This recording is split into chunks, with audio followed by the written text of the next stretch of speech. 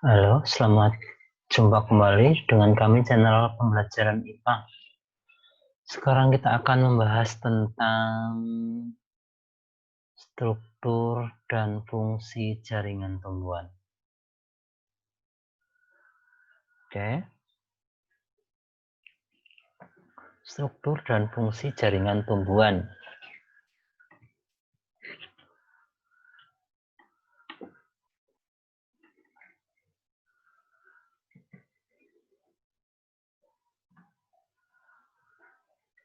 Sambil kita menunggu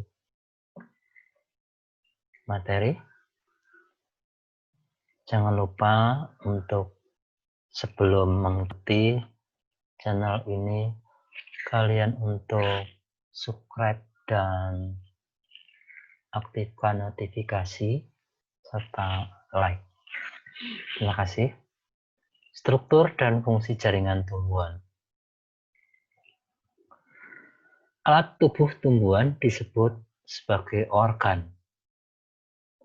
Tumbuhan tingkat tinggi memiliki organ akar, batang, daun, dan buah dan biji.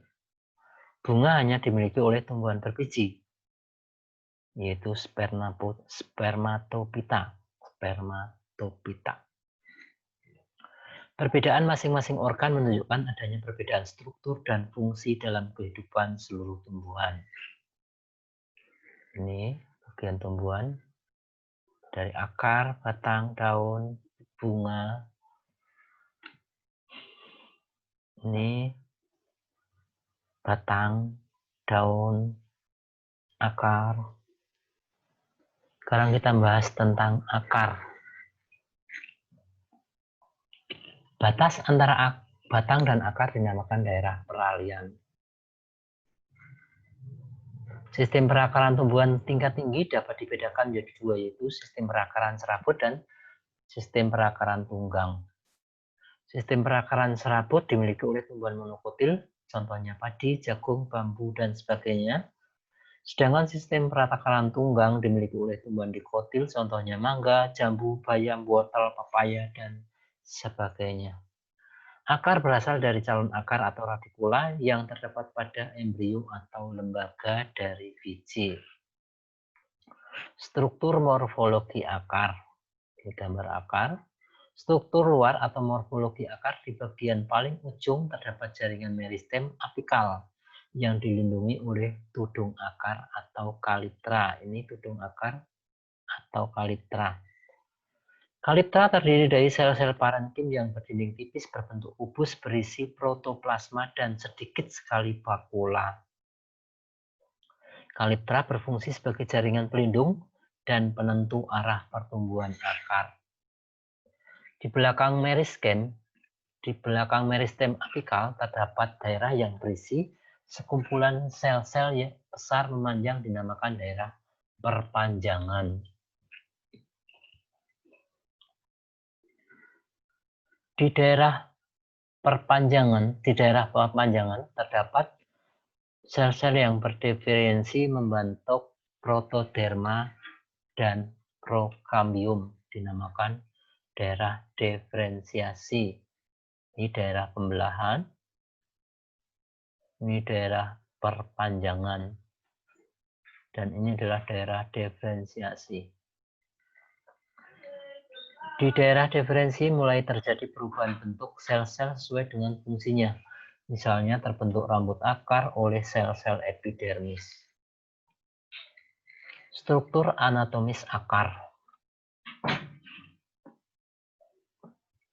Secara anatomis, akar tersusun oleh 3 daerah lapisan jaringan pokok atau sistem jaringan, yaitu epidermis, korteks, dan silinder pusat atau stele.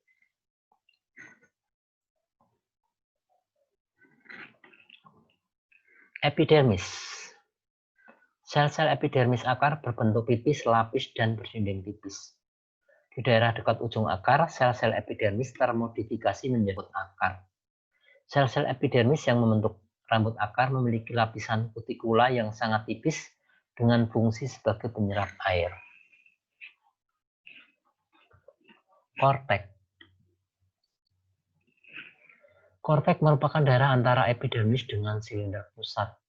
Korteks terutama terdiri dari sel-sel parenkim yang tersusun melingkar. Pada tumbuhan monokutil biasanya terdapat sklerenkima. Beberapa tumbuhan air, sel-sel parenkim korteks dinamakan erenkim karena tersusun teratur dan memiliki ruang-ruang udara. Sel-sel korteks sering mengandung zat tepung dan kadang-kadang kristal kalsium oksalat. Lapisan luar korteks menjadi eksodermis, sedangkan lapisan dalam korteks menjadi endodermis. Eksodermis. Lapisan luar korteks yang berbatasan dengan epidermis dapat berdiferensiasi menjadi eksodermis. Eksodermis terdiri dari selapis sel atau lebih, terdiri sel panjang dan sel pendek berselang-seling atau semacam saja, dan dinding selnya mengandung suberin atau lignin. Di sebelah dalam eksodermis kadang-kadang terdapat sklerenkima. Endodermis.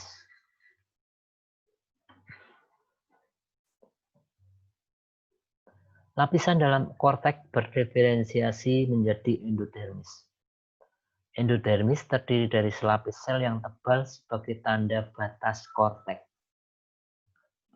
Dinding sel endodermis mudah mengalami penebalan oleh zat suberin atau lignin. Penebalan tersebut membentuk rangkaian berbentuk pita, sehingga dinamakan pita Kaspari. Pita Kaspari mencegah air masuk melintasi dinding sel. Air dapat masuk ke silinder pusat melalui sel pelalu atau sel peresap, yaitu endodermis yang dinding selnya tidak menebal.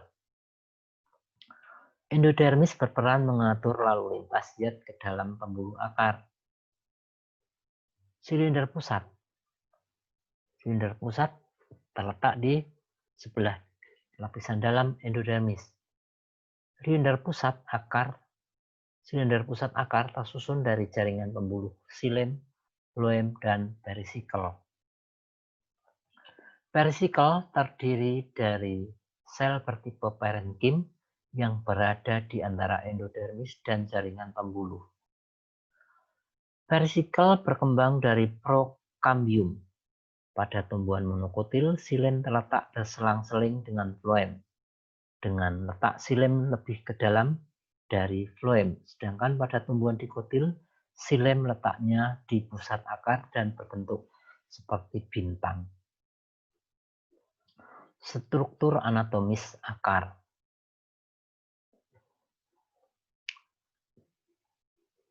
Ini epidermis, korteks, endodermis, silinder pusat. Ini bagian dalam terdapat xilem, phloemnya sebelah luar. Ini penampang akar dikotil. Perbedaan antara akar tumbuhan monokotil dan dikotil. Sistem perakaran monokotil serabut, dikotil tunggang. Struktur anatomi. Monokotil batas antara ujung akar dengan kaliptra jelas. Pada dikotil batas antara ujung akar dengan kaliptra tidak jelas. Pada monokotil, perisikel terdiri dari beberapa lapis sel berdinding tebal, sedangkan pada dikotil, perisikel terdiri dari satu lapis sel berdinding tebal. Monokotil letak xilem dan phloem pada akar tua tetap berselang-seling, sedangkan pada dikotil letak xilem di dalam dan phloem di luar. Monokotil mempunyai empulur yang luas pada pusat akar, sedangkan pada dikotil mempunyai empulur sempit atau tidak mempunyai empulur pada pusat akar.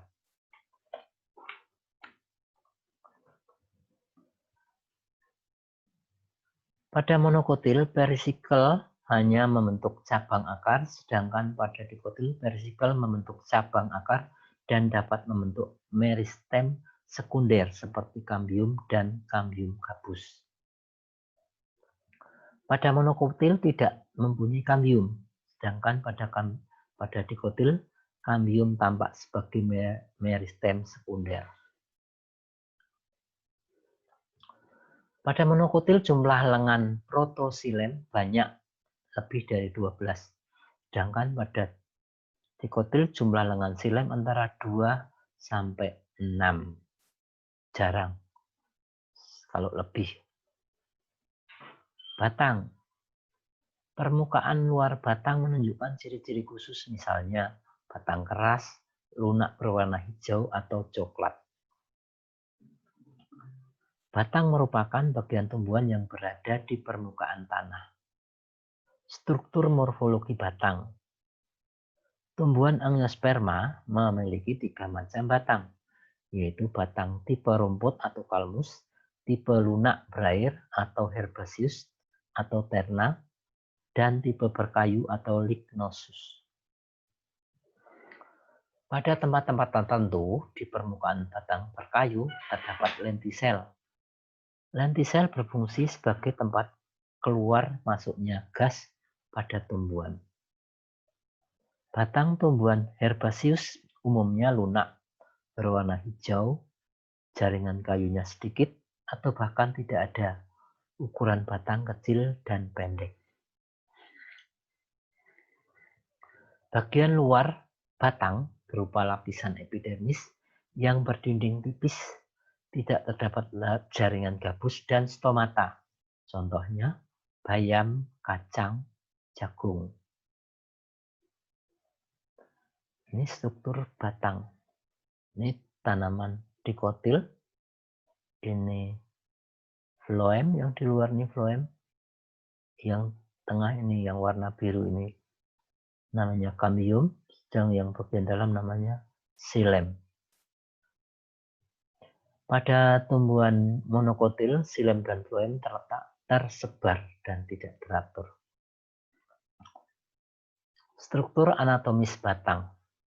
Pada belakang meristem apikal di ujung batang terbentuk jaringan primer. Dari luar ke dalam, jaringan primer terdiri atas protoderma, merupakan bagian luar yang akan membentuk epidermis. Proklambium terletak di bagian tengah dengan sel yang lebih panjang. Prokambium akan membentuk jaringan pembuluh xilem, phloem, dan kambium vaskuler. Meristem dasar merupakan jaringan yang akan membentuk empulur dan korteks. Struktur primer batang. Struktur primer batang terdapat pada tumbuhan yang masih muda. Macam-macam struktur primer batang monokotil dan dikotil adalah: A. Struktur primer batang monokotil. Struktur primer batang monokotil dari luar ke dalam terdiri dari epidermis sklerenkim, parenkim korteks, ikatan pembuluh, dan parenkim empulur. Ikatan pembuluh pada struktur primer batang monokotil tersebar acak hingga ke empulur, sehingga batas antara korteks dan empulur tidak tampak. B. Struktur primer batang dikotil. Struktur primer batang dikotil dari luar ke dalam terdiri dari epidermis, korteks, dan stele atau silinder pusat. Epidermis berfungsi untuk melindungi jaringan di dalamnya. Korteks tersusun dari sel parenkim, berfungsi untuk menyimpan cadangan makanan. Kolenkim dan sklerenkim berfungsi memperkuat batang. Stele tersusun atas xilem, phloem, kambium, vaskuler, dan empulur. Phloem primer berfungsi untuk mengangkut zat organik hasil fotosintesis dari daun ke seluruh tubuh tumbuhan. Kambium vaskuler atau kambium pembuluh merupakan jaringan yang bersifat meristematis dan terbentuk dari prokambium. Kambium terletak antara jaringan xilem dan phloem. Pembelahan kambium ke arah luar akan membentuk phloem sekunder, sedangkan ke arah dalam akan membentuk xilem sekunder. Xilem primer tersusun oleh pembuluh xilem, trakea, dan trakeid. Empulur bagian dalam dari batang yang tersusun oleh sel-sel parenkim dan dapat sebagai tempat penyimpanan makanan. Struktur sekunder batang. Macam-macam jaringan sekunder pada tumbuhan dikotil sebagai berikut. Floem sekunder, letaknya lebih dalam dari floem primer. Akibatnya terus terbentuknya jaringan floem sekunder menyebabkan batang tanaman dikotil terus membesar atau mengalami pertumbuhan sekunder. Xilem sekunder. 1. Letaknya lebih ke arah luar dari xilem primer. 2. Pertumbuhan jaringan xilem sekunder yang terus-menerus menyebabkan pembentukan jari-jari xilem semakin besar. 3. Pembentukan jari-jari xilem tidak sama setiap tahun. Hal ini tergantung pada curah hujan, persediaan air dan makanan, dan pengaruh musim. Fenomena tebal tipisnya pertumbuhan jari-jari xilem menyebabkan terbentuknya lingkaran tahun. Jaringan gabus dan jaringan cambium gabus. Jaringan gabus dibentuk oleh velogen cambium gabus ke arah luar, sedangkan ke arah dalam velogen akan membentuk veloderma parenkim gabus. 2. Pada jaringan gabus terdapat lentisel, yaitu lubang pernapasan pada kulit batang. 3. Lentisel berbentuk menyerupai bisul yang berlubang sebagai jalan keluar masuknya udara. Perbedaan struktur batang monokotil dan dikotil. Monokotil, batang tidak bercabang-cabang. Dikotil, batang bercabang-cabang. Monokotil hipodermis berupa sklerenkim. Pada dikotil, hipodermis berupa kolenkim. Monokotil pembuluh angkut tersebar. Dikotil pembuluh angkut teratur dan tersusunan lingkaran atau berseling radial. Monokotil tidak mempunyai jari-jari empulur. Dikotil, jari-jari empulur berupa deretan parenkima di antara berkas pengangkut. Monokotil tidak mempunyai cambium vaskuler sehingga tidak dapat tumbuh membesar. Dikotil mempunyai cambium vaskuler sehingga dapat tumbuh membesar. Monokotil tidak dapat dibedakan dengan daerah korteks. Sementara dikotil dapat dibedakan daerah korteks dan empulur. Monokotil tidak ada cambium antara xilem dan loem. Sedangkan dikotil ada cambium di antara xilem dan loem. Oke, sekian dulu pembahasan kita untuk materi daun. Akan kita bahas ke materi berikutnya. Oke, sekian dulu. Jangan lupa belajarnya ya. Untuk materi daun kita bahas materi selanjutnya. Kita tutup sekian dulu. Nanti kita kerjakan latihan soal. Sampai jumpa. Terima kasih.